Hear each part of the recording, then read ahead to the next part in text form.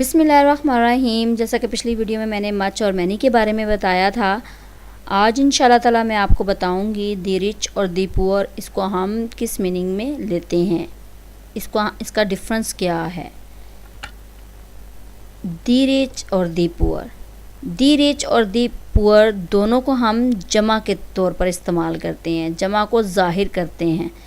हम इनको अगर हम वाहिद में भी लें तब भी दी पुअर आएगा, दी रिच आएगा। अगर हम इनको जमा में लें तब भी यही वर्ड आएगा।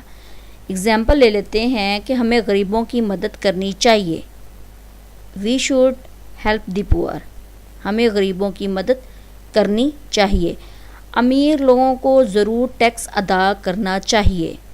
The rich must pay the tax, अमीर लोगों को ज़रूर टैक्स अदा करना चाहिए। ये था मेरे पास दी रिच और दी पुअर को हमने जमा के तौर पर कैसे ज़ाहिर करना है।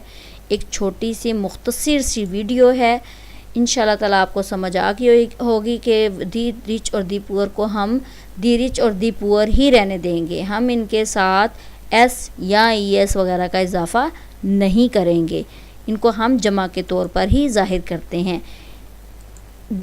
अब जो last correct use of adjective है वो इंशाल्लाह ताला नेक्स्ट वीडियो में आपको बता दूंगी। तब तक के लिए मुझे इजाज़त दें, अपना ख्याल रखिएगा। अल्लाह हाफ़िज़।